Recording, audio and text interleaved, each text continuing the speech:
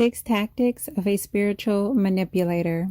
1. Anchoring, relying heavily on one thing to get someone to make a decision.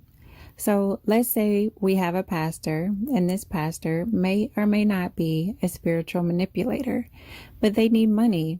They may anchor the fact that they need money on someone else's good deed, say funding a school in Africa. However, these funds may not ever go to the school in Africa. Number 2 is an oldie but goodie. I wonder. I wonder who she's talking about. Always the victim. The exaggeration or complete fabrication of victimhood to try to get their way. Now let's say we have a leader of a church, and this leader may or may not have just been exposed for infidelity within their marriage. Oh, damn. And then they go on the floor or on the grass. They may lay on the lawn and whimper, everything that they can do to be the victim and to pull out the victim card so that the attention is now off of you and onto them. Number 3, charm and humor. Smiling and laughing is one of the quickest ways for someone to get you to let your guards down. So let's say that we have a spiritual advisor of a church, and they are making inappropriate comments about the mental health of their wife.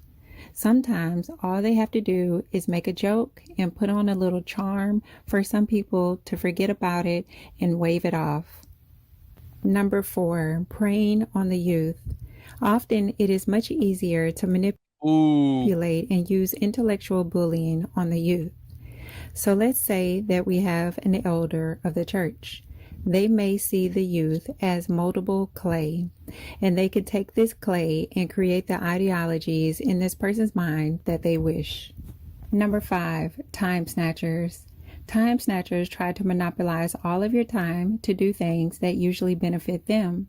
So let's say that we have a spiritual guider of a church. They may or may not try to make you feel indebted to them so that you give up all your free and personal time. And by that, they have all of your attention. And most times they won't even give you credit for the things that you do. 6, Oh my God. cherry picking scriptures. This is when they use scripture, oftentimes incorrectly, to justify behavior and thought.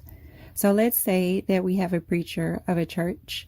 This preacher may be a spiritual manipulator, but this spiritual manipulator may also be a serial cheater that cheats on all of their wives. They may use scripture and pick and choose what they want to justify their behavior. Look at the top of that sketch. It says sketchy Christian. And silence the church. Beware of false prophets, which come to you in sheep's clothing, but inwardly they are raving wolves. Oh, damn.